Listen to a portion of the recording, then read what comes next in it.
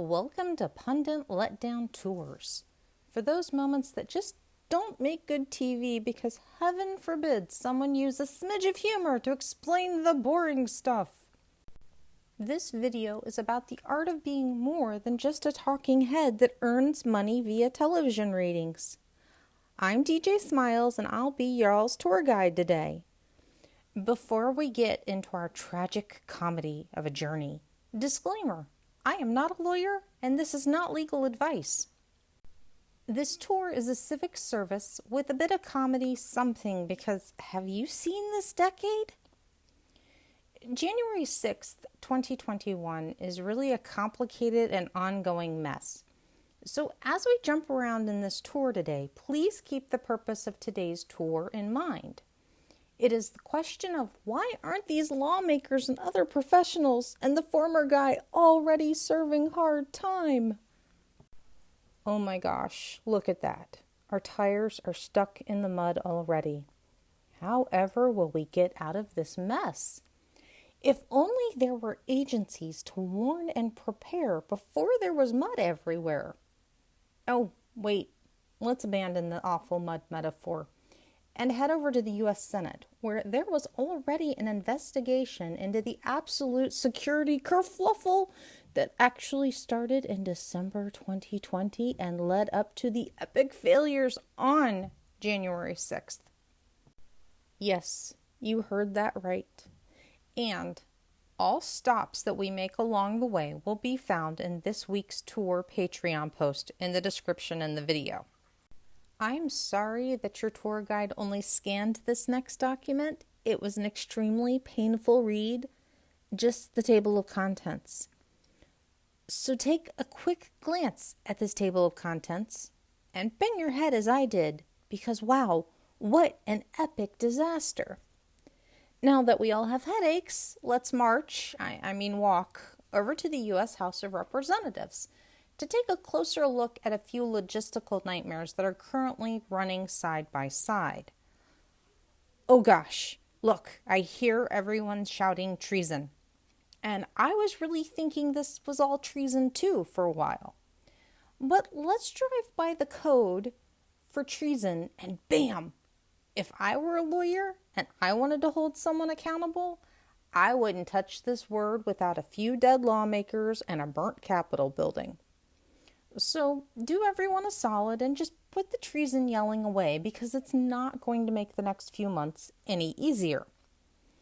Now, getting back to the logistical nightmare, there are a few things that the House's January 6th committee is dealing with.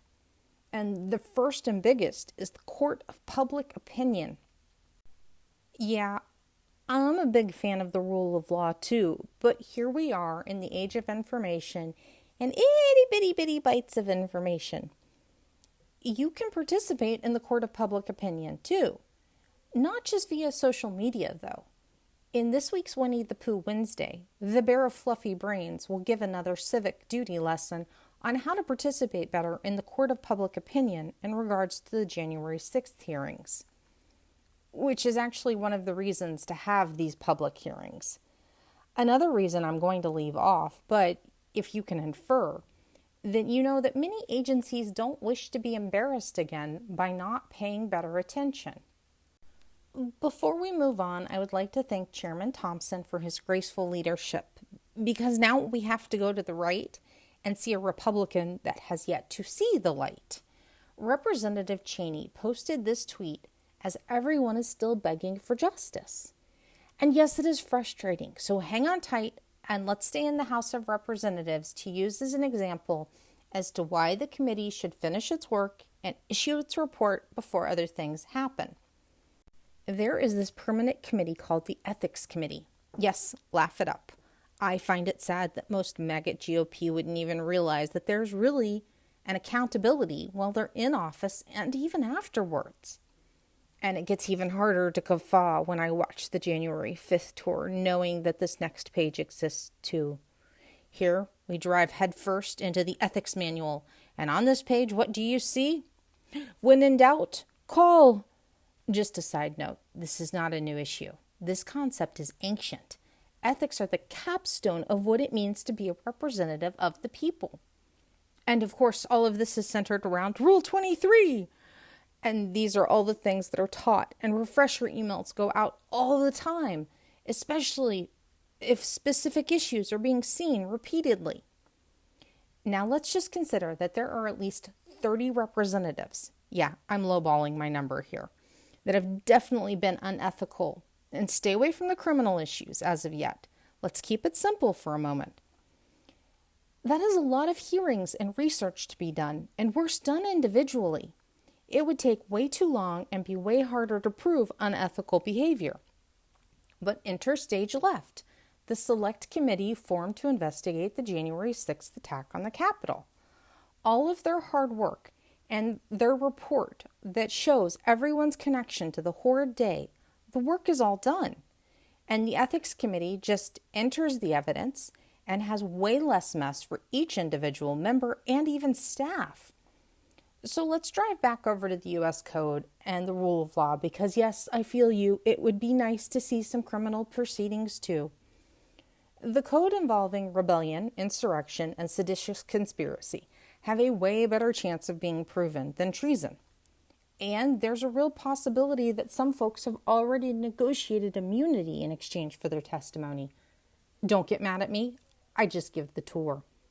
So here we have arrived at the other side of a bit of the why. By having these proceedings and getting the report issued before any type of referrals are made, well, it just makes about everything on the other side a smidge less likely to fall apart.